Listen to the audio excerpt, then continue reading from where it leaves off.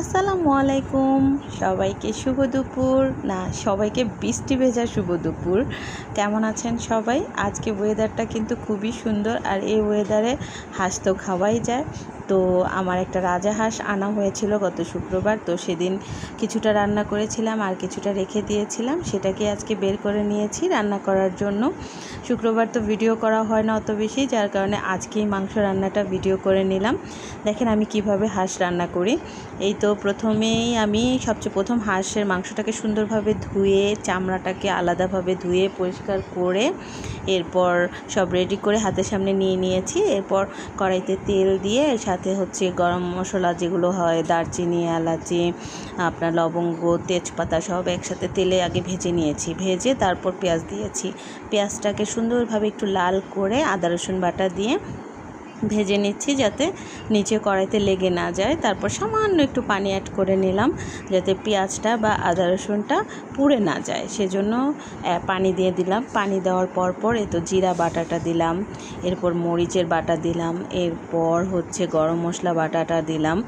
আর আমি সবসময় এইসব মশলাগুলো শিলপাটায় বাটি, কারণ শিলপাটার মশলা বাটা মাংস রান্নাটা কিন্তু ভালোই লাগে, খারাপ না, খেয়ে দেখতে পারেন। তো সাথে একটু হলুদ গুঁড়া দিলাম, সামান্য একটু মরিচের গুঁড়াও দিব। এখন বলতে পারেন যে আপনি তো মরিচ বেটে দিয়েছেন, মরিচের গুঁড়া কেন দিচ্ছেন?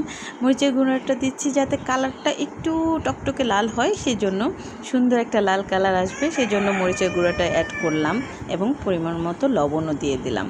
তো এখন আমি বেশ কিছুক্ষণ এই মশলাটাকে কষাতে থাকবো, সুন্দর করে ভাজা ভাজা করতে থাকবো, যতক্ষণ না পর্যন্ত উপরে তেলটা ভেসে আসে। কারণ তেলটা ভেসে আসলে বুঝতে হবে তখন মশলার ফ্লেভারটা চলে যাবে পুরোপুরি, আর তখন আমি মাংসগুলো ছেড়ে দিতে পারবো। তো এই যে তেল দেখেন উপরে কি সুন্দরভাবে ভেসে এসেছে, আর আমি এখন মাংসগুলো আরেকবার ধুয়ে পরিষ্কার করে তারপর কষানোর জন্য ছেড়ে দিচ্ছি। এখন এই মাংসগুলো সুন্দরভাবে ছেড়ে আমি ভালোভাবে কষাবো আগে, কারণ কি এই মাংসটা কষানোর উপরেই কিন্তু 50% রান্না করা হয়ে যায়। যত ভালোভাবে কষানো হবে তত ভালোভাবেই রান্নাটা তাড়াতাড়ি কমপ্লিট হবে। আর যেহেতু দুপুর হয়ে গেছে, তো আমি একটু তাড়াতাড়ি করতে চাচ্ছিলাম, যার কারণে মশলাটাকে আর হাঁসটাকে সুন্দরভাবে কষিয়ে নিচ্ছি একসাথে, যাতে মশলা হাঁসের মাংসর পুরো গায়ে গায়ে লেগে থাকে। আর আমি এটার সাথে কিন্তু কোনো পানি অ্যাড করব না। আমি ধুয়ে দেওয়ার পরে যে পানিটা এটা থেকে ছাড়বে, ঠিক ওই পানিটাতেই আমি এই হাঁসটা রান্না করব। তো এই হাঁসটা রান্না করার জন্য আমি কোনো পানি অ্যাড করিনি, আমি 1 ঘন্টা ঢেকে রেখেছিলাম। এই তো দেখেন আমার হাঁস রান্নাটা প্রায় কমপ্লিট হয়ে গেছে।